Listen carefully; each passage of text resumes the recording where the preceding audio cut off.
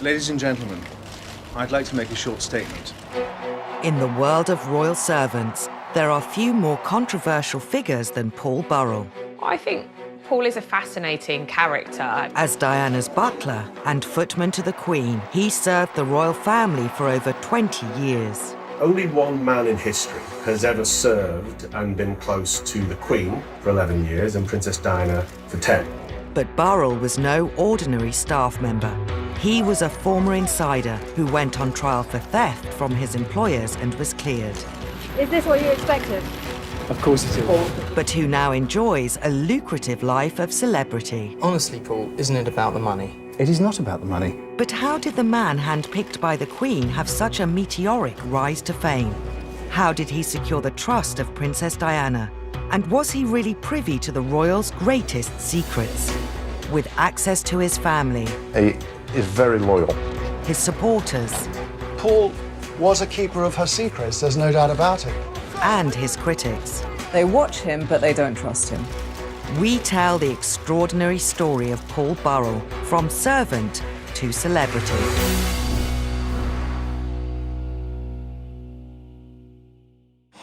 Today, Paul Burrell is one of the most visible figures in royal commentary. His 10 years as butler to Princess Diana still generate endless fascination and secure numerous TV bookings, including popular daytime TV shows. Joining me now is Princess Diana's former butler, Paul Burrell, of course, one of the people who knew her best of all. Morning, Paul. Can you believe it's been that long, Janet?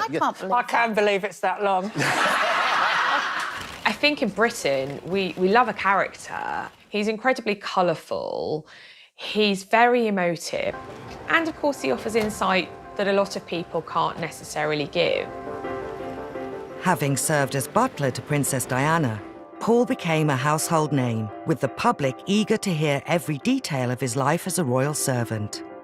Princess Diana made Paul Burrell famous, but Paul Burrell kept himself in the public eye for many decades and years thereafter. Paul's celebrity status grew through several high-profile TV appearances.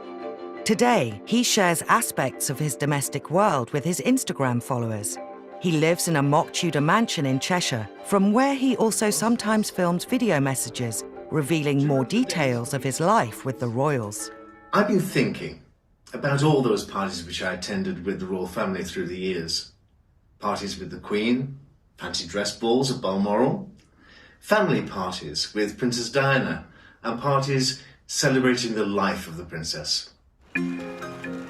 But his 21st century life is in stark contrast to his upbringing, in the Derbyshire mining town of Grasmore, where he grew up with two younger brothers. The younger of them, Graham, has agreed to share details of their childhood. Well, we were three boys in a terraced house, 2 up, 2 down. Dad worked 7 days a week, 12 hours a day. Mum was always there. We shared a bedroom together. We had bath time together on a Sunday night in Tim Bath. The young Paul found a form of escape from his surroundings in the glamorous world of Hollywood. I remember as a child, there was always a poster up on wall from his film magazine. He'd have a picture of Bette Davis or a picture of Elizabeth Taylor pinned to his bedroom wall as we were children. There was something about Paul that was always being led to a different life. Aged 12, Paul Burrell came face to face with a world entirely unlike his own on a family trip to London. We always went to Palace, and we always went to see Busby's. And on this particular time, we were all loading railings, 3 little boys from Derbyshire. And Paul said to Mum and Dad, one day I'm going to work there. Dad ruffled his hair and said, yeah, of course you are, son. After leaving school at 16, Paul studied for a diploma at Catering College. Upon graduating, he worked briefly in hotels on the South Coast until a previous application to the royal household yielded a job offer. In 1976, at just 18, Paul Burrell began work as 14th footman to the Queen. This photo from his Instagram page shows him in Windsor Castle, but much of his time was spent at Buckingham Palace. When Paul did actually get the job at Buckingham Palace, it were unreal. We were stood looking at the most famous house in the land. It gave us a doorway into a world that was so far from where we lived. It were a world of fantasy. It was like living a fairy tale in many ways for him. I think he had to pinch himself from time to time. We used to drive down, go into Buckingham Palace, sit in his bedroom window looking down the Mall, and that was so exciting. Within 16 months of starting at the palace, he was promoted to personal footman to the Queen. And she'd apparently said, "Who is that young man?" And she'd been told, and she said, "Well, he seems to be very good at what he does. Let's try him out." And I think she was looking for a new footman. So, I mean, she doesn't have very many, and she doesn't have very many men in that close area. But, you know, Paul Burrell, in a very short time, became one of the key male servants in the Queen's life. Once promoted, the Queen tested Paul Burrell with a job very close to her heart. Burrell was thrown in at the deep end. The first thing she said to him was, "Oh, do you like dogs?" And he said, "I love dogs, Your Majesty." "Well, let's see if they like you." But Paul was quite practical. At breakfast that morning, he'd wrapped up a couple of sausages on the breakfast table and wrapped them up in a napkin and tucked them away in his pocket because he thought they might come in useful if he had to sort of placate the corgis. His secret weapon came in very handy because he managed to sort of rush off after the dogs behind some trees and sort of dish out their treats to them. And after that, of course, they wouldn't leave him alone. It wasn't until I actually stood in Royal Enclosure at Royal Ascot and seen the carriage drive swoop into Royal Enclosure and saw Paul sat on back of carriage directly behind Queen that it hit me like a ton of bricks that my brother was so close to Her Majesty. As her personal footman and chief corgi walker, Paul Burrell was one of the Queen's top servants. The images he posts online illustrate the pride he took in his job. But like all staff members, Paul would have been made very aware of his standing. Di Davis, who served the royals from 1994 to 98 as head of Scotland Yard Royalty Protection Force, remembers well the boundary between the royals and their staff. I think Her Majesty, she has seen so many servants, police officers, private secretaries come and go. All of us who work with and for the royal family have to remember our place. We're there to support them. We're not there to be their best friends. Whilst Paul may have been kept busy with his duties for the Queen, he still found time to help out the newest addition to the royal family. In 1981, Diana Spencer was living at Buckingham Palace in the months leading up to her wedding to Prince Charles. This other member of staff called Mark Simpson had got close to the princess and he was taking her Big Macs, and so he pulled Paul Burrell in to be part of this mission. And so they went to a local McDonald's and they brought back Big Macs and fries. And they apparently sat and had it together. And that's Diana. I think she could mix with everybody. But whilst Paul was becoming popular upstairs, it would be downstairs that romance blossomed. Paul met his wife Maria, who was a maid to Prince Philip, while they were making the Queen's bed. He and Maria did break new ground because normally what happens when below-stairs staff marry was that one of them, at least, has to stop working. Paul happened to mention this to the Queen one day, and the Queen said, "Well, that can't be right. You and Maria deserve to stay on." Although today, Paul is strongly associated with Lady Diana, it was originally his wife Maria who bonded with the princess and secured Paul's future with the newest royal. Sometimes she would pop down to their little tiny mews flat, which is at the back of Buckingham Palace, where all the servants lived. And she would, drop in to see Maria as well. So slowly, this sort of relationship was building. So Princess Diana and Maria were, it could be argued, as thick as thieves in the early years. They were both new mums, so sharing their experiences and bonding over that new life. By the mid-80s, when Diana and Charles needed more staff at Highgrove, their Gloucestershire residence, Diana made an offer to Maria, not Paul. Diana begins sort of appealing to Maria to think about the future, and you can't carry on living in this poky little flat. Why don't you come and work for us. And with pressure from Diana and a lot more pressure from Maria about a new life in the countryside, they managed to persuade Paul about the benefits of family life at Highgrove.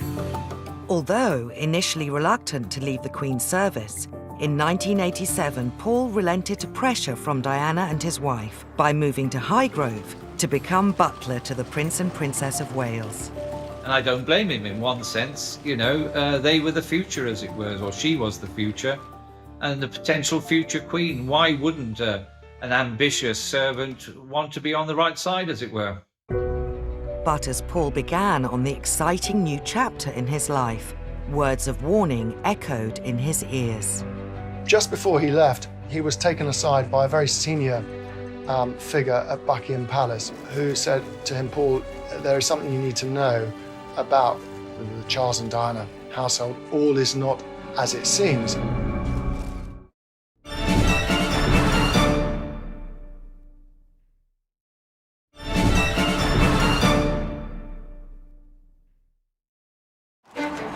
In 1987, Paul Burrell found himself working for possibly the most high-profile royal couple in living memory, the Prince and Princess of Wales.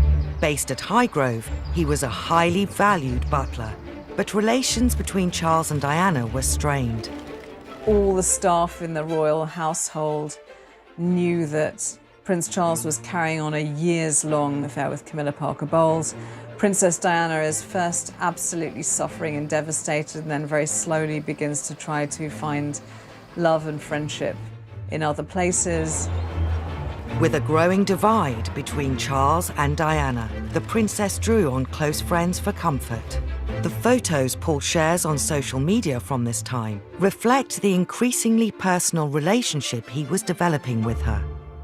Many times when we visited, there'd be a knock at the door. You'd open the door and Princess would be stood there. I watched the friendship grow. She was calm around Paul.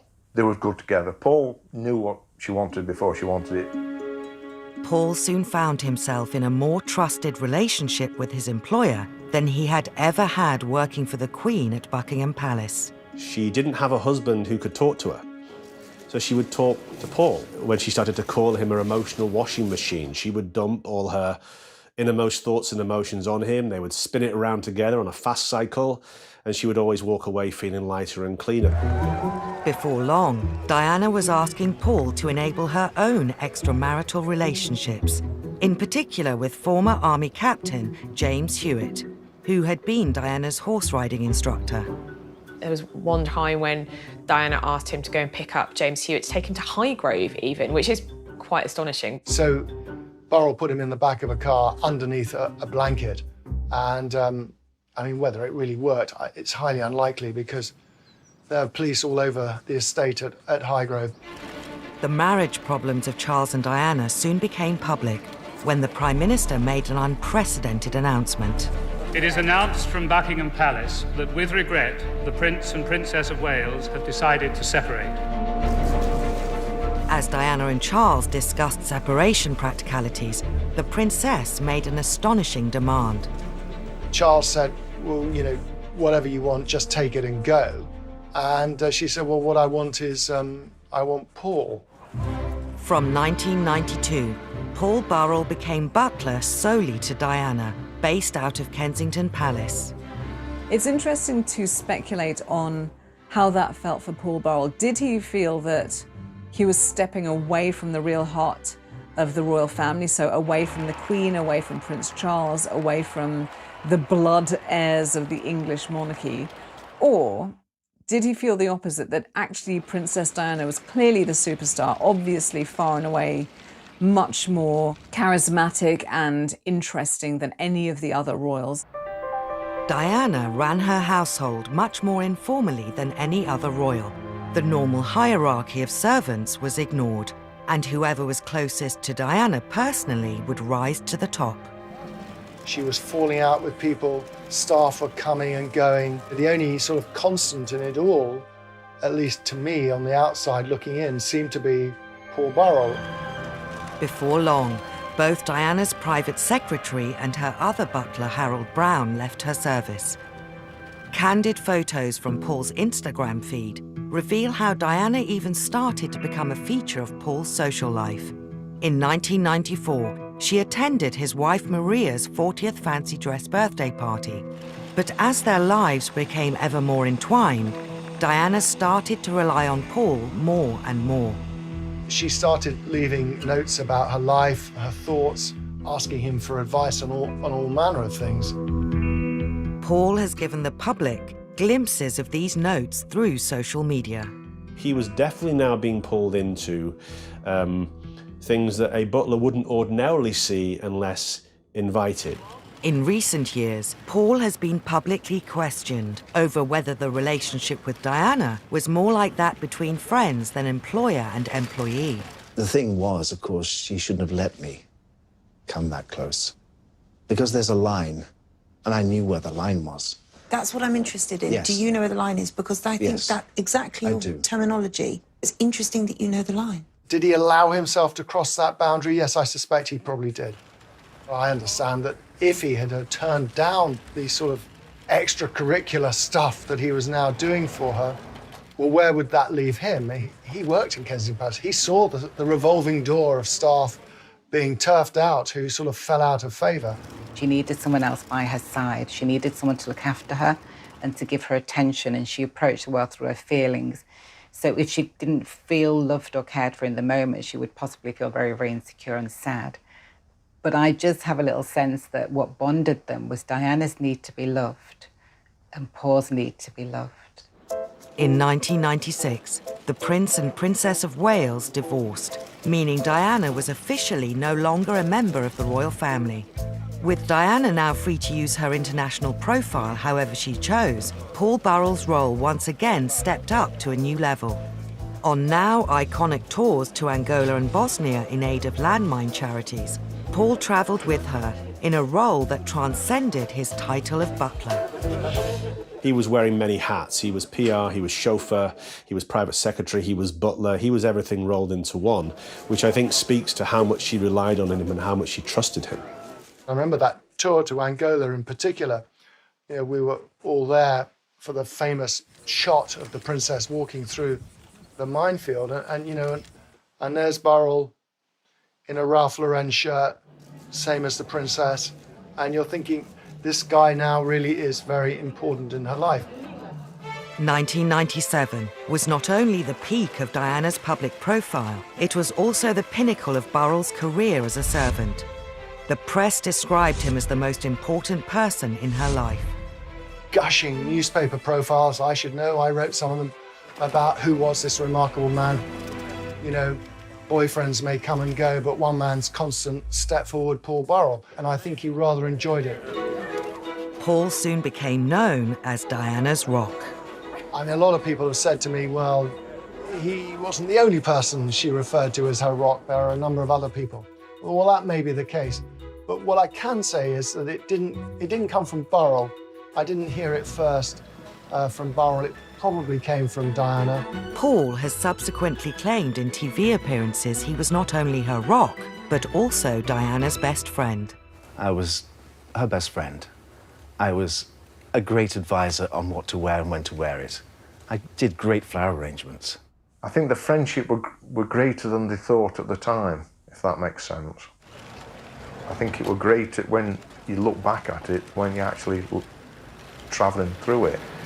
I don't think he was her best friend. I think that's a misunderstanding. I think that's something that he subsequently came to in the years after her death. But Paul was a keeper of her secrets, there's no doubt about it. He may have been the keeper of her secrets, but since her death, he has revealed them too. One of the most sensational was a letter she wrote just 10 months before the tragic accident that took her life. In 2003, Paul revealed the existence of a letter that Diana had written a couple of months after her divorce from Charles, saying that she thought Charles wanted to kill her. This letter was given to Paul, he says, as insurance, and it was in Diana's hand. But Diana was paranoid about these things. I mean, Burrell, I think, did his best to reassure her. The fact that she confided in him about it, I wasn't entirely surprised. I mean, she told me some of this stuff too. She got Burrell to pull up all the carpets on one occasion and even lift floorboards to see if they could find bugs, but they never found anything at all, of course. Only months after Diana wrote this letter to Paul on August 31st, 1997, he received news that brought his life as a royal servant to an unexpected and gruesome end. I was actually with Paul at Kensington Palace. We was woke in the early hours of the morning with police knocking at the door. I remember seeing policemen in Paul's hallway, Paul on telephone. Comes off telephone, said that Princess had been injured. They were like a rabbit in headlights. Everything, his job, his best friend, everything were in jeopardy. The driver and Dodi Al-Fayed died at once. The security man and Diana initially both survived, though ambulancemen spent 2 hours with her at the scene. They were brought here to the Pitié-Salpêtrière hospital, but such was the gravity of Diana's injuries, they pronounced her dead at 4 a.m. Paris time. Upon hearing of Princess Diana's death in Paris, Paul left to perform one final royal duty. He arrived before Charles or any other royal and began arranging for her to be brought back to Britain. They just wanted to take care of all the loose ends and make sure everything was in order and protect her dignity. After her televised funeral in Westminster Abbey, Paul was one of only 2 non-family members invited to Diana's private burial at the family estate, Althorpe. But perhaps the greatest honour for Paul in the months after Diana's death was his involvement in her memorial fund. He would explain in TV interviews how this was a way of protecting her memory. For me, it's a way of carrying forward what I began 10 years ago, looking after the princess in a private way. I can now look after the princess in a public way. While being employed by the Memorial Fund to arrange charitable work, Paul Burrell appeared at events as Diana's representative. The press got more interested in Paul after Princess's death because he was more out there, more visible. They were intrigued. And instead of standing there with a tray serving champagne, someone is standing in front of you with a tray serving you champagne. By the middle of 1998, Paul Burrell had carved out a place for himself in public life as the spokesperson for Princess Diana's work and ideals. But with his public profile rising, what was more important to Princess Diana's former butler? Fame or duty?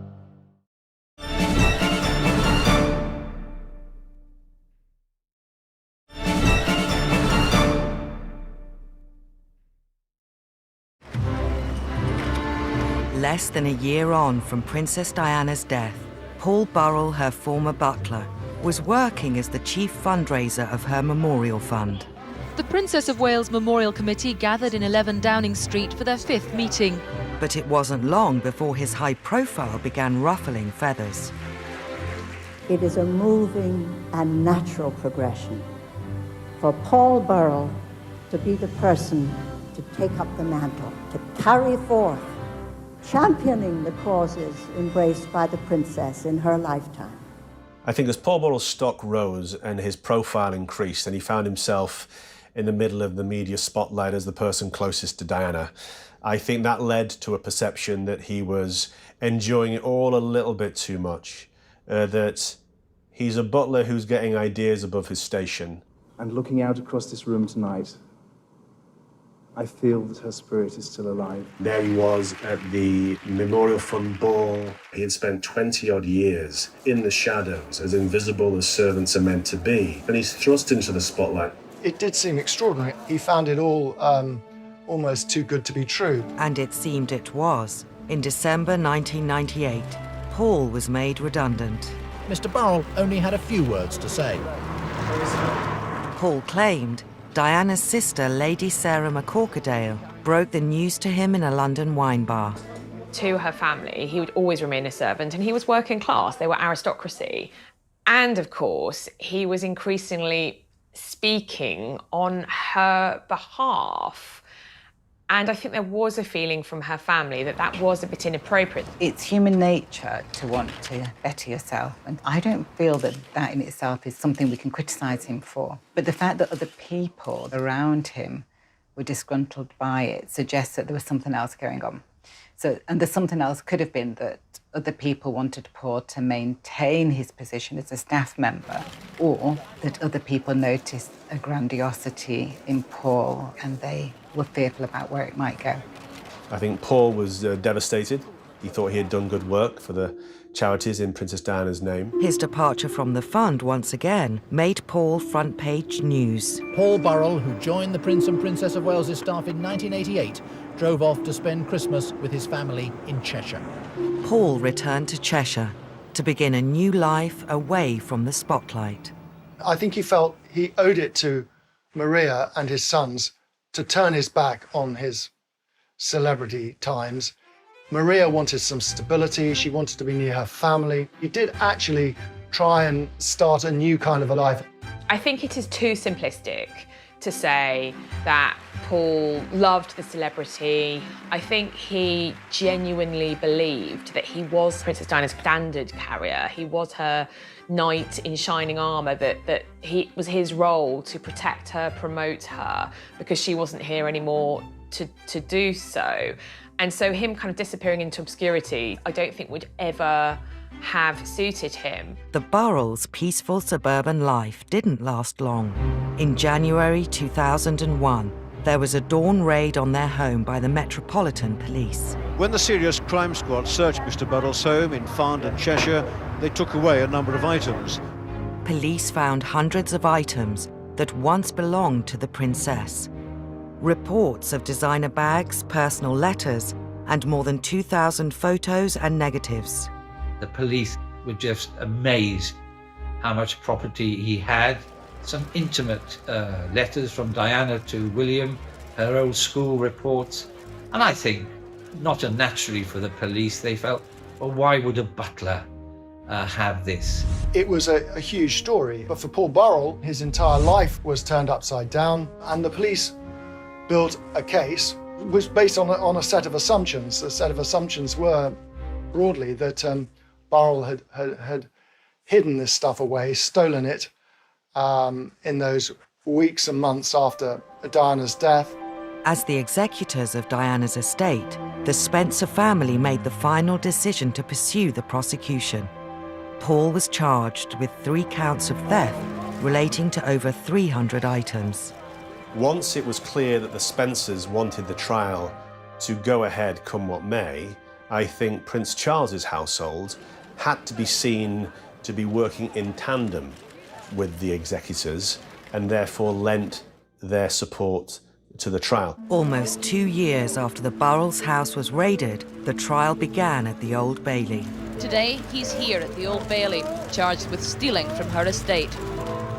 Paul's defence claimed he was keeping Diana's belongings for safekeeping, an explanation the prosecution disputed. I mean, it was going to be the trial of the decade, and here was a member of Princess Diana's innermost circle charged with stealing her effects.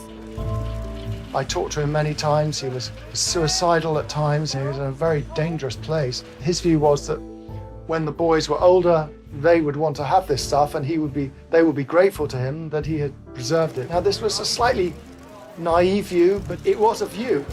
It was horrendous. It was like a free-for-all. We all went down as a family, show support. And listening to how the court case was being presented. And during that time, he lost all the skin off his hands and off his feet. And that was down to worry. 2 weeks into the trial, and there was a shocking development. Just before Paul was due to take the stand, the Queen made an unprecedented intervention. She claimed to recall a conversation with Paul, during which he had told her he was taking some of Diana's belongings for safekeeping. I knew the princess, and I knew that she was in the habit of giving many of her things away, and no one benefited more than that than Paul Burrell. The case collapsed.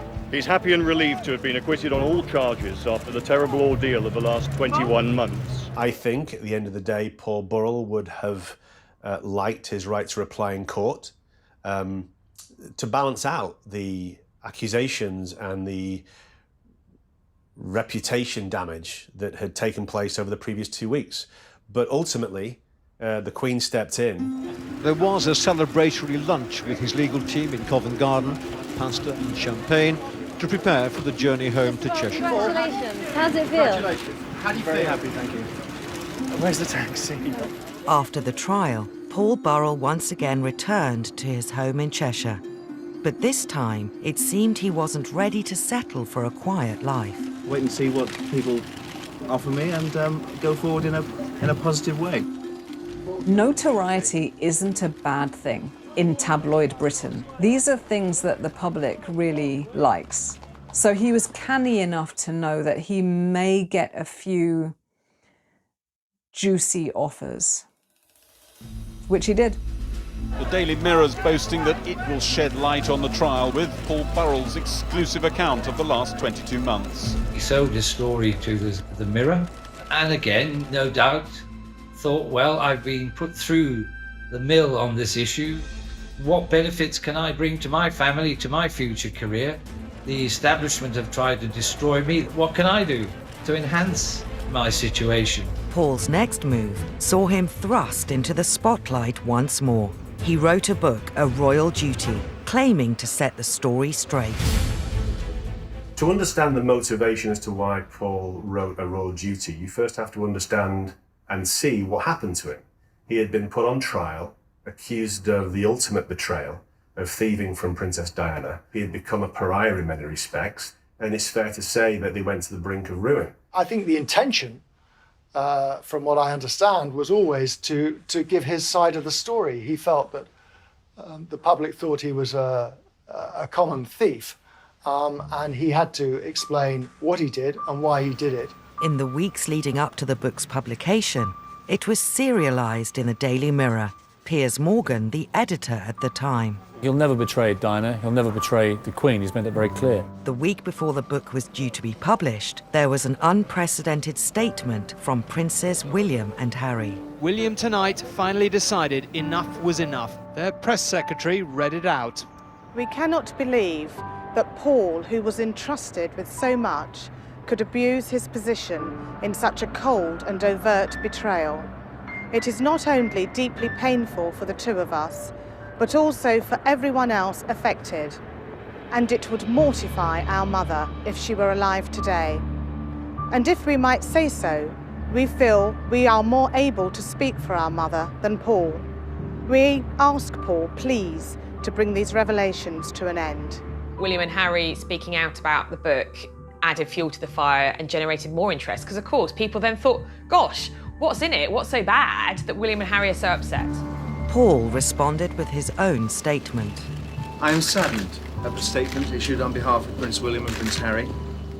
Saddened because I know that this book is nothing more than a tribute to their mother. I remember drafting a statement. I remember calling all the producers and news crews to get the 10 o'clock news slot, because we weren't going to allow Buckingham Palace to try and control the narrative that evening by calling the book a cold and overt betrayal. I am convinced that when the princes and everyone else reads this book in its entirety, they will think differently. So we took charge and Paul delivered a statement. I would also like to point out that following the collapse of my trial at the Old Bailey last year, no one from the royal family contacted me or said sorry for the unnecessary ordeal myself, my wife, and my sons were put through. Embarking on a world tour to promote the book, Paul was soon confronted with accusations of cashing in. I had to stand up for myself and what I think is true, and I've done that, and that's why I've written the book. Honestly, Paul, isn't it about the money? It is not about the money. Absolutely not. I think that's a little disingenuous when he says it's not about the money. But then, of course, publicly, he can never admit that it's about the money, can he? I mean, how can anyone ever admit that it's about the money? I'll just say this, that in the years after Diana died, he was offered many different times the chance to write his book. One offer, which I saw, was for $4 million. He refused it flat and didn't entertain any discussions. And News International offered him a package totaling £2 million. He refused that deal. He chose the lesser deal on the table, which was £350,000 from the Daily Mirror.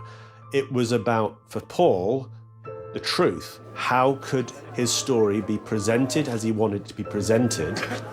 You know, there's that such inherent hypocrisy in all of us. We love to say, oh, goodness, you know, roll our eyes at someone who we say is cashing in on, you know, having worked for the royals. But equally, we can't get enough of it. We want to lap up everything that they have to say. With the spotlight firmly on the former butler, in 2004, Paul appeared on ITV's popular reality show, I'm a Celebrity, Get Me Out of Here. Taking part in a number of challenges, much to the amusement of presenters Ant and Dec. I can't feel anything at the minute. I can put my...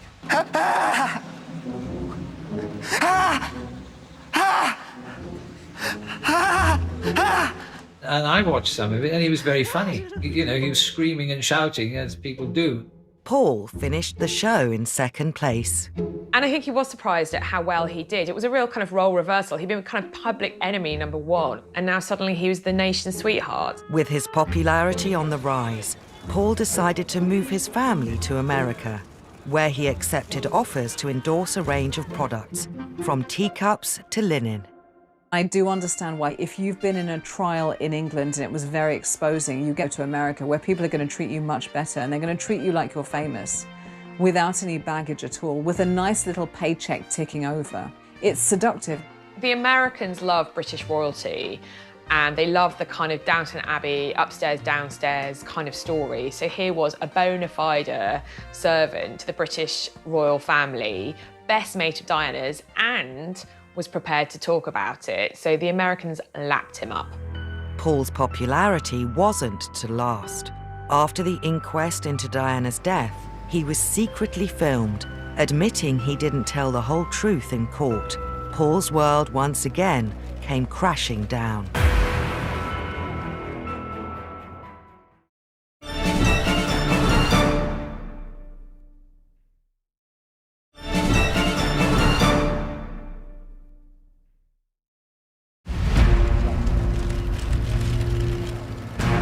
More than 10 years on from Diana's death, and with numerous conspiracy theories into what caused her fatal crash, an inquest finally began. Paul Burrell, still living in America at the time, was called as a witness. All day, Mohammed Al-Fayed sat in court listening as Paul Burrell rejected any suggestion that Diana was about to announce her engagement to his son, Dodi. I find that difficult to believe, he said. This was only a 30-day relationship. She was on the rebound from Mr. Khan. He gave evidence as somebody who knew her intimately as a servant, but also a confidant. He was one of the last 6 people that actually she phoned before she died. He has always seen it as part of his job to protect her, and being part of the inquest was part of that. The world's media were on tenterhooks, desperate to see if Paul had anything new to say. But instead of new revelations, Paul Burrell quashed rumours that were circulating about Diana, including that she was pregnant with Dodi Fayed's baby. The princess, he said, was on the pill and definitely not pregnant, and he suggested she may have allowed herself to be seen so publicly with Dodi in order to make Mr. Khan jealous. The inquest took months to complete, yet appeared to confirm what many already suspected. Let's be clear about this. Princess Diana died because a drunk driver was driving her car and was going far too fast in a Paris underground tunnel. And crucially, she wasn't wearing a seatbelt, neither was Dodi. So those are the very base facts, but I think there was such an emotional outpouring of her untimely death that the facts got lost. With the inquest finished, it wasn't long before Paul Burrell found himself having to face uncomfortable questions again, when he was secretly filmed by a Sun journalist, admitting he didn't tell the whole truth in court. He was drunk, he was jet-lagged, and he maintains he was a victim of entrapment. There might have been an element of showing off. I'm sure that's quite possible too. The total disregard for how this will feel to the people who were affected by Princess Diana's death, it just takes my breath away. Paul's lawyers issued a statement stating that Paul was showing a degree of exaggeration, but he was in private, not in court, not under oath. He did not conceal anything remotely relevant to the inquiry. Despite this, the impact was wide-reaching. The fairy tale was over. The fantasy was broken. He wasn't this twinkly-eyed English butler. I think he did become less credible as a kind of talking head and as a source on the royal family. His star was waning, and he returned to Britain, to the family's flower shop. Paul's wife and children remained in America. It certainly had a negative effect on views about him. You know, he went from being this rather sort of lovable figure on daytime television to someone who, you know, the public sort of collectively groaned about. In 2017, after years of media speculation over his sexuality, Paul revealed he was gay and planning to marry his partner of 10 years, Graham Cooper. With Paul's private life almost as valuable as Princess Diana's, the Sun newspaper ran the exclusive. Paul wanted a private wedding, and he wanted to come out as a proud gay man privately to the people who know and loved him. We've got to remember the Sun newspaper chose to out him. So the moment that news breaks, you are immediately out of control of the story. So Paul did a deal to take control of the narrative. Paul was once again welcomed onto British daytime television. In an interview on This Morning, he revealed how he told his family about his sexuality. To sit with them and talk about my sexuality and to cry with them and say, this is your dad. I'm your dad. I'm not going to change. I'll always be here for you. I said that to my wife. I said, I am your best friend. I'll always look after you. I'll always look out for you. As complex as Paul is, it's important to understand and not villainize him every turn, to understand that he also had some very difficult challenges.